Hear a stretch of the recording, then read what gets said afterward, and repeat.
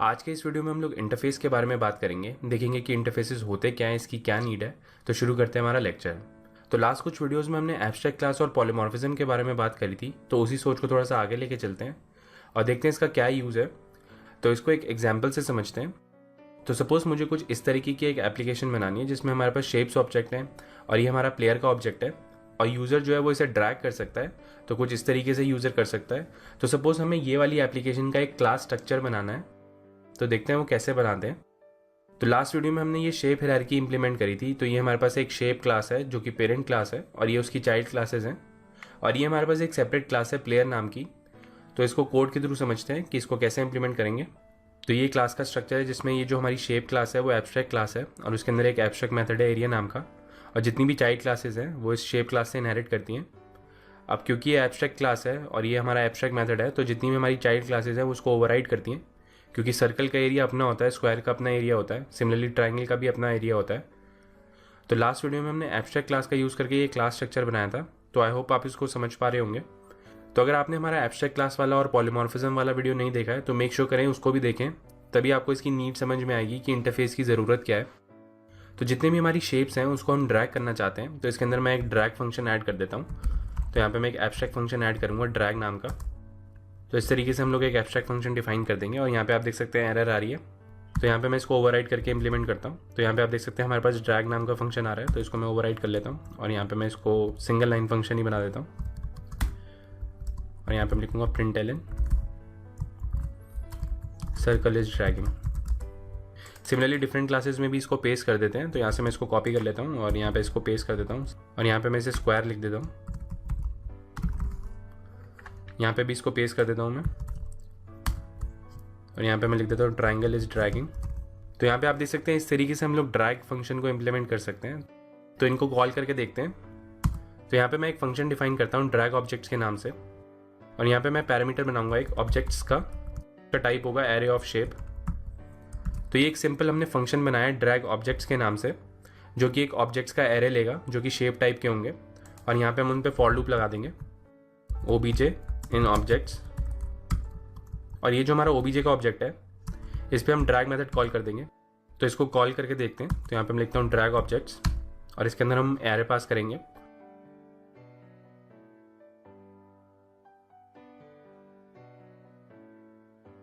तो इसको रन करके दिखाता हूँ। तो यहाँ पे आप आउटपुट देख सकते हैं circle is dragging, square is dragging and triangle is dragging. तो यहाँ पे आप देख सकते हैं पॉलीमॉर्फिज्म काम कर रहा है, क्योंकि जो हमारा रेफरेंस है वो पेरेंट क्लास का है, बट उसके अंदर जो ऑब्जेक्ट्स हैं वो स्पेसिफिक टाइप के हैं। मतलब यहाँ पे सर्कल का ऑब्जेक्ट था, यहाँ पे स्क्वायर का ऑब्जेक्ट है। तो पॉलीमॉर्फिज्म में यही था कि parent can hold a reference to its child and can call methods of its child classes which are common.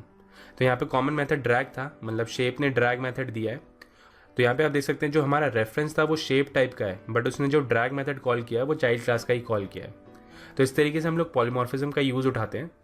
तो पॉलीमॉर्फिज्म वाली वीडियो में हम इसको ऑलरेडी कवर कर चुके हैं। तो आगे बढ़ते हैं।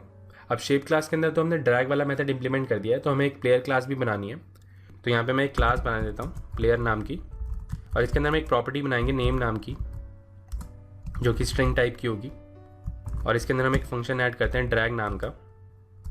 इसको भी यहाँ पे मैं println और यहाँ पे मैं लिखूँगा डॉलर नेम इज ड्रैगिंग। तो सिंपल यहाँ पे मैंने एक प्लेयर क्लास बनाई है जिसके अंदर एक नेम नाम की प्रॉपर्टी है और इसके अंदर ये फंक्शन है ड्रैग नाम का। तो इन क्लासेस को यहाँ पे मैं कोलैप्स कर देता हूँ जिससे हम पूरा कोड देख पाएँ। अब यूज़र जो है वो कोई से भी ऑब्जेक्ट को ड्रैग कर सकता है, चाहे वो शेप क्लास का ऑब्जेक्ट हो, चाहे वो प्लेयर हो, या फ्यूचर में कोई और शेप्स भी हो सकती हैं या कोई और ऑब्जेक्ट्स भी हो सकते हैं जिनको हम ऐड करेंगे। मतलब यूज़र जो है वो किसी भी ऑब्जेक्ट को ड्रैग कर सकता है। बट अगर आप इस फंक्शन को देखेंगे ड्रैग ऑब्जेक्ट्स नाम के, तो वो सिर्फ शेप क्लास का ही ऑब्जेक्ट्स लेगा। तो यहाँ पे शेप क्लासेस से मतलब ये है कि उसकी चाइल्ड क्लासेस के ऑब्जेक्ट्स लेगा, क्योंकि शेप जो है वो हमारी एब्स्ट्रैक्ट क्लास है, उसके ऑब्जेक्ट्स नहीं बना सकते। तो जितनी भी हमारी शेप की चाइल्ड क्लासेस है वो यहाँ पे आप पास कर सकते हैं। बट अब सवाल आता है कि प्लेयर का ऑब्जेक्ट कैसे ड्रैग होगा, या अगर फ्यूचर में कोई और क्लासेस आती हैं उनके ऑब्जेक्ट्स कैसे ड्रैग होंगे, क्योंकि यहाँ पे जो हमने रेफरेंस लिया है वो शेप क्लास का ही लिया है।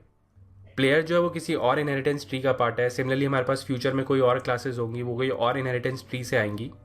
बट उन सब क्लासेस के अंदर हमें एक कॉमन बिहेवियर चाहिए ड्रैग नाम का।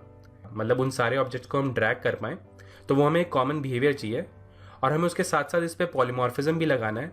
मतलब हम एक ड्रैग ऑब्जेक्ट्स नाम का फंक्शन बनाना चाहते हैं और उसे कोई भी ऑब्जेक्ट पास कर दें तो वो उसका ड्रैग मेथड कॉल कर दे। बट अभी यहाँ पे हम शेप क्लास का ही रेफरेंस ले रहे हैं। तो देखते हैं इसको हम कैसे चेंज करेंगे। तो इन्हीं चीज़ों के लिए हमारे पास इंटरफेस आता है। अभी तक जितनी भी हमने क्लासेस देखी थी वो हमने इनहेरिटेंस ट्री में देखी थी, मतलब वो उसके टाइप के बेसिस पे हमने क्लासेस डिफाइन करी थी कि circle is a shape, triangle is a shape. तो यहाँ पे आप देख सकते हैं इज ए रिलेशनशिप है, सर्कल है तो शेप ही, मतलब जितने भी शेप के फीचर्स है वो सारे सर्कल के अंदर हैं, बट सर्कल जो है वो उसका एक स्पेशलाइजेशन है, उनका टाइप सेम है। बट यहाँ पे आप देखेंगे कि यहाँ पे टाइप सेम नहीं है, शेप और प्लेयर दोनों अलग अलग चीज़ें हैं, या फ्यूचर में कोई और ऑब्जेक्ट आते हैं या एनिमल्स ऑब्जेक्ट आते हैं तो वहाँ पे आप देख सकते हैं इनहेरिटेंस ट्री बिल्कुल अलग होगा उनका, बट उनके अंदर बिहेवियर सेम है। तो सेट ऑफ बिहेवियर्स डिफाइन करने के लिए कि क्लासेस के अंदर कौन कौन से बिहेवियर होंगे तो वो हम इंटरफेस में डिफाइन करते हैं।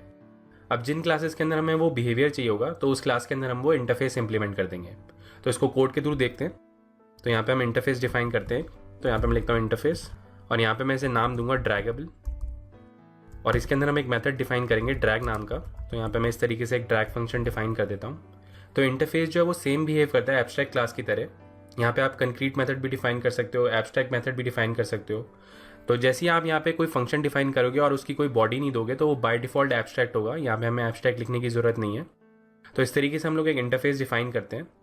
तो इसको इंप्लीमेंट करके दिखाता हूँ। तो सबसे पहले हम शेप क्लास पे इंप्लीमेंट करेंगे इसको। तो यहाँ पे मैं इस ड्रैग वाले फंक्शन को रिमूव कर देता हूँ। तो जिस तरीके से हम लोग क्लासेस को इनहेरिट करते हैं सेम इसी तरीके से हम लोग इंटरफेस से भी इंप्लीमेंट करते हैं, मतलब हम यहाँ पे लिखेंगे कोलन और यहाँ पे मैं लिखूंगा ड्रैगेबल। तो क्लासेस के केस में क्या होता है कि सिर्फ हम एक ही पेरेंट डिफाइन कर सकते हैं, बट इंटरफेसेस हम मल्टीपल इंप्लीमेंट कर सकते हैं, मतलब एक बंदे के डिफरेंट बिहेवियर्स हो सकते हैं। तो यहाँ पे मैं एक और इंटरफेस बना सकता हूँ जिसको हम इंप्लीमेंट कर सकते हैं। तो यहाँ पे मैं बनाता हूँ इंटरफेस और इसको मैं यहाँ पे नाम दूंगा क्लोनेबल, और इसके अंदर हम एक मेथड डिफाइन कर देते हैं यहाँ पे क्लोन।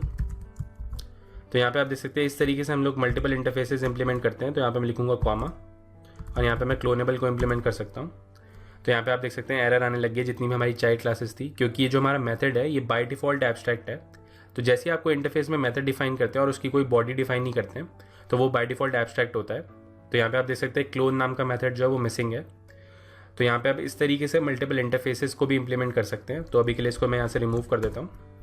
सिमिलरली इंटरफेसेस के अंदर हम प्रॉपर्टीज़ भी डिफाइन कर सकते हैं। तो यहाँ पे मैं एक प्रॉपर्टी डिफाइन करता हूँ वैल नाम की, और यहाँ पे मैं लिखता हूँ ड्रैग स्पीड जो कि इन टाइप की होगी। तो यहाँ पे ये एक प्रॉपर्टी है जो कि एब्स्ट्रैक्ट टाइप की है। तो यहाँ पे आप देख सकते हैं एरर आ रही है, ड्रैग स्पीड इंप्लीमेंट नहीं करी हमने। तो इस तरीके से हम लोग प्रॉपर्टीज़ भी डिफाइन कर सकते हैं। तो ये सिमिलर बिहेव करता है जैसे हमारी एब्स्ट्रैक्ट क्लास बिहेव करती है। तो एब्स्ट्रैक्ट क्लास जो है वो एक टाइप पे काम करती है और जो हमारे इंटरफेसेस होते हैं वो बिहेवियर पे काम करते हैं। तो जो हमारी क्लासेस का स्ट्रक्चर होता है वो हमारा इनहेरिटेंस ट्री के बेसिस पे बटा होता है, मतलब पेरेंट चाइल्ड रिलेशनशिप होती है। बट ये जो हमारा इंटरफेस होता है वो हमें अलाउ करता है कि हम क्लासेस को ग्रुप कर सकते हैं बेस्ड ऑन देयर बिहेवियर। मतलब अगर कोई क्लास है वो डिफरेंट बिहेवियर्स डिपिक्ट करती है तो हम वो पर्टिकुलर इंटरफेसेस इंप्लीमेंट कर लेंगे। जैसे कि यहाँ पे हमने ड्रैगेबल इंप्लीमेंट किया है, सिमिलरली यहाँ पे हम डिफरेंट इंटरफेसेस को इंप्लीमेंट कर सकते हैं। तो इसका बेनिफिट क्या हुआ, तो इस इंटरफेस को डिफाइन करने का बेनिफिट देखते हैं। तो यहाँ से मैं इस प्रॉपर्टी को रिमूव कर देता हूँ अभी के लिए। अब यहाँ पे आप देख सकते हैं मेरे पास शेप क्लास के अंदर ड्रैग मेथड है जो कि हमें इस इंटरफेस से मिला है।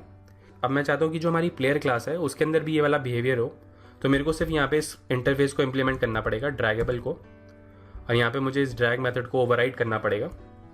तो यहाँ पे आप देख सकते हैं मुझे एरर दे रहा है क्योंकि मुझे इसको ओवरराइड करना है। तो यहाँ पे मैं इसके आगे ओवरराइड लिख देता हूँ। तो इस तरीके से हम लोग इंटरफेस की मदद से डिफरेंट क्लासेस के अंदर कॉमन बिहेवियर इंप्लीमेंट कर सकते हैं। अब सपोज फ्यूचर में कोई और क्लास आती है, उसके अंदर भी मुझे ड्रैगेबल फीचर चाहिए, तो मैं क्या करूँगा, वो क्लास डिफाइन करूँगा और हमारे जो ड्रैगेबल इंटरफेस है उसको वहाँ पे इंप्लीमेंट कर दूंगा। तो इस तरीके से हम लोग इंटरफेस का यूज़ करके कॉमन बिहेवियर के बेसिस पे क्लासेस को डिवाइड करते हैं। तो देखते हैं इस कोड में क्या चेंज हुआ है। तो यहाँ पे आप शेप क्लास की जगह मैं यहाँ पे ड्रैगेबल लिख सकता हूँ। तो जो भी ऑब्जेक्ट्स ड्रैगेबल इंटरफेस को इंप्लीमेंट करते हैं वो यहाँ पे हम भेज सकते हैं और वो उनके ऊपर ड्रैग मेथड कॉल कर देगा। तो आई होप आप इसका सिग्निफिकेंस समझ पाए हैं। तो इसको कॉल करके दिखाता हूँ। तो यहाँ पे मैं प्लेयर का ऑब्जेक्ट बनाता हूँ और यहाँ पे मैं नाम पास करूँगा स्माइली, और इसको रन करके दिखाता हूँ। तो यहाँ पे आप देख सकते हैं स्माइली ड्रैगिंग भी आ गया है। तो सिंपल कॉन्सेप्ट है, कुछ हमारे पास क्लासेस हैं जो कि अनरिलेटेड है, मतलब उनके बीच में कोई इनहेरिटेंस हायरार्की नहीं है, बट उनका बिहेवियर जो है वो कॉमन है। जैसे कि हमने यहाँ पे देखा था कि हमारे पास डिफरेंट शेप्स की क्लास है और हमारे पास प्लेयर की क्लास है और फ्यूचर में भी कोई क्लास आ सकती है।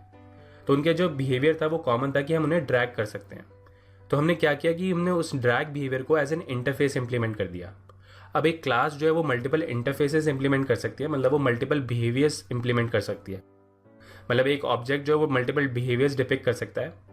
तो सिमिलरली हम लोग क्या करेंगे, डिफरेंट इंटरफेसेस बना देंगे डिफरेंट बिहेवियर्स के लिए, और वो क्लास जो है वो उसको इम्प्लीमेंट कर लेगी। तो इससे हमें ये बेनिफिट मिला कि जितनी भी हमारी अनरिलेटेड क्लासेस हैं उनके अंदर हम एक कॉमन बिहेवियर इंप्लीमेंट कर सकते हैं, और उसकी वजह से हम यहाँ पे पॉलीमॉर्फिज्म का भी यूज़ कर सकते हैं, क्योंकि हमने ड्रैग ऑब्जेक्ट्स के अंदर ये ड्रैगेबल का रेफरेंस बनाया है। अब जो भी क्लास इस ड्रैगेबल इंटरफेस को इंप्लीमेंट करती होगी वो हम यहाँ पे पास कर सकते हैं। इवन फ्यूचर में भी कोई क्लास डिफाइन करेंगे और उसके अंदर वो ड्रैगेबल इंटरफेस इंप्लीमेंट हुआ होगा तो वो हम यहाँ पे पास कर सकते हैं।